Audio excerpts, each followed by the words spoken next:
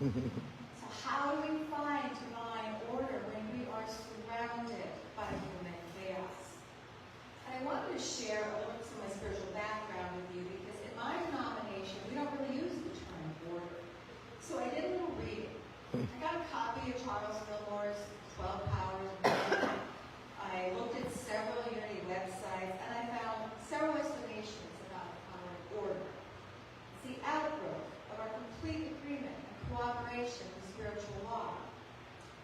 Another explanation is the belief that a divine plan is unfolding through me. I am in the right place at the right time. It's placing God first. It's a faith that the divine order will bring about our innate ability to co-create with God, establishing perfect harmony and balance. It is alignment with the divine mind.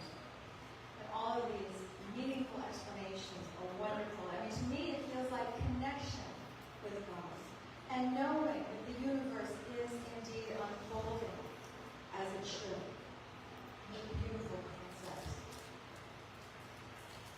And yet I look around and I shake my head and I go, wow, how are we supposed to find order in the midst of human chaos? We're human, right? We're surrounded by other human beings. We all have the blessing, or maybe the curse, of free will. We can say, I will, or I won't. And yes, I believe the human beings are inherently good. And the divine is at our core. The divine lives within us. But the choices we make sometimes, the choices humans around us make, can be bewildering and even harmful. Yes, we're a little lower than the angels. Sometimes it feels like we are a lot lower. Then let's talk about this human experience, the life we live. Well, there's climate change. New records for heat every year. The oceans are warming. And this great and beautiful planet that will provide us everything we need if we care for it is not being cared for. And around the world, hunger, genocide, and violence, and war. Here at home, we've got a national election going on. If you have lost communication with any friends or family over these last few years due to political divisions, country's so fortunate. There are things happening in our dear country I never thought I would see. There are now laws in some states against schools and even colleges and universities doing diversity, equity, and inclusion work if they receive tax dollars. There are book bans. There are restrictions on academic freedom. Women's health care, LGBTQ+ rights are under attack. And there is a national housing crisis. It is not just here in Portland metro area. Cities and towns across the country have struggled to help or sometimes punish people that are houseless. And then we worry about illnesses in those we love. We grieve when someone we care about dies, as this congregation is grieving for a leader. And in the midst of this, we may have the personal pain and estrangement, our own illnesses, and our impending mortality. And no, this is not to depress you. This is to acknowledge that life can be painful, and we live in human chaos, which can feel overwhelming. Is it fair? Having things happen, I'm going to take a point of personal privilege here. It is fair to ask, for those two teachers and those two kids in Appalachian High School in Georgia, remain in the right place at the right time. It's fair to mourn them and be angry. This is part of the painful reality of living this life. But it is not all of our human experience. Even in this darkness, in this chaos, we can find assurance and faith in divine order. We can. But you can ask, well, how do we find times we see brokenness around us, how do we center ourselves and feel a part of the divine's plan and know that we are indeed in the right place at the right time? How do we find spirit again when we're overwhelmed, when we know sadness, when we're filled with doubt or anger or fear, and when we find ourselves on our knees crying? What do we do when we're in darkness? You know, I want to find reconciliation. I want to find light. I want to know that in my heart, in my head. I don't want to simply recite a prayer. I don't want to simply recite a belief. I want to know in my head and in my heart the divine is with me. So, rest assured, my friends, God understands our struggle. Our humanity is understood. So no matter what else you do, don't judge yourself if sometimes you struggle spiritually. Please show passion for yourself. Now, I'm a believer in practical theology. And there is a time and a place for the history, the theoretical work, all the discussion, all the beautiful ceremony and ritual that I love. But there's also a place for using theology to approach life. It's how we address and navigate life, its challenges, its opportunities, our relationship to spirit. So I want to share with you 3 places and 3 approaches that we can use during those dark times to find our place and our connection to the divine again. First, spend time in nature. Nature is Spirit's perfect creation. Watch the sunset. Walk along the beach. Hike in the forest and get away from the city lights and gaze at the heavens. Maybe watch how the other creatures that we share this planet over there. In harmony and balance can be found and there and get us on the path again to order. I've heard it said that one of the reasons we are so unchurched in Oregon is that we keep finding divine in the outdoors. Let's excuse my husband who just made it from church. I'm going to go hiking. I want to see God. You do. You do. Another place, spend time with children. They are such gifts if you are blessed with having them in your life. Their laughter, their songs, their silliness, how they run from the simple joy of running. I mean, my grandson, when he was very little, used to say, more, run with me. And we would run around the dining room table over and over and over again until I got tired. And it's, your children restore your heart time and time again. They bring happiness for the spirit. Another place, listen to music. What inspires you? What moves you to tears?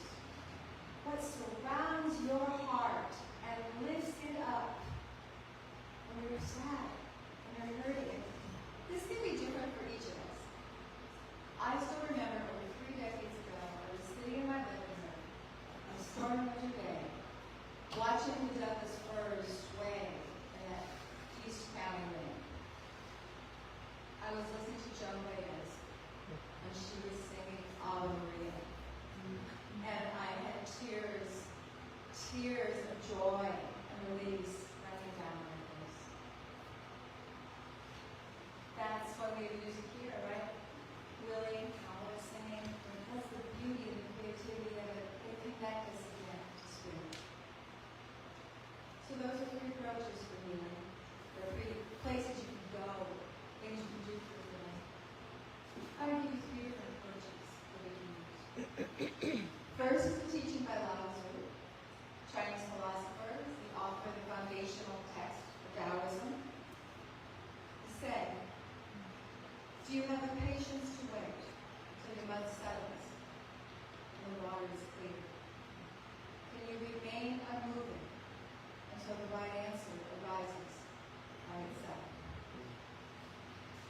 various interpretations of these words.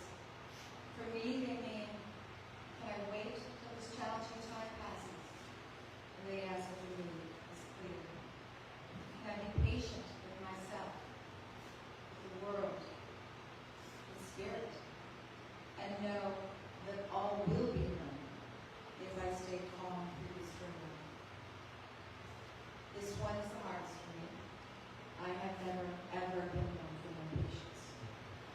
But in this time that I managed to wait, the right answer has indeed become clear. The answer to the problem I was so worried about or so angry about came. The second text, revision resource, the book of Matthew, chapter 7. This excerpt says, ask, and it shall be given to you. Search, and you will find. Knock, and the door will be opened for you. For everyone who asks receives, and everyone who searches finds, and for everyone who knocks, the door will be opened. So in this approach, pray, meditate. This church prays. Keep it up. Ask Spirit to guide you. Ask for answers. Ask for what you need. And this one's easy for me. I pray a lot. In the past, I've gone through things that have almost broken me, and I bet many of you have too. But I have prayed and prayed, and had friends and family, and even my own church prayed for me. We've asked for what was needed, and many times those prayers have been answered. So when you're in those overwhelmed places, don't hesitate to go to Spirit and have that conversation. Ask for what you're looking for. Ask for what you need to find your faith, to find your healing, to find your place in divine order for you. This last text is from the book See No Stranger by Valerie Gordon. She says, The Seek Faith. I really encourage you, if you're not in this book, to read it. In this particular phrase, she's speaking specifically about the pain and the dark times in this country. But I believe it applies not just to the United States, but to the world and to our own lives. She says, the future is dark. What if this is not the darkness of the tomb, but the darkness of the world? And what if this is our nation's greatest transition? And what does the midwife tell us to do? Breathe and push. Breathe and push. Valerie's fourth words are a call to action. When you feel hopeless, when you feel angry, when divine order feels like a fairy tale, another option for getting back on track, take action. You know, lately some famous people have been saying things like, don't just complain, do something. So do something. And I do encourage prayer before we take action, because rushing in may not be the best choice. Do ask for divine guidance, but then act to make a change. If your burden is estrangement, make that call and apologize, even if you didn't do anything wrong. Care more about that relationship than you do about being right. Volunteer for the cause you care about. Write letters, send postcards, go door to door. Give of your sweat, equity, and time. Some of you might be in a position for money, some might not. But time is something that we all have for a while. And how about here in the church? This is a lovely congregation. I've not been here before. And I can feel your love and your commitment to each other. It's a great place to help out. We're here in this neighborhood. Trust Spirit will show you what you can do to once again, when you fall through, feel connected to divine word. Trust that all is moving toward the highest good. I know we don't necessarily know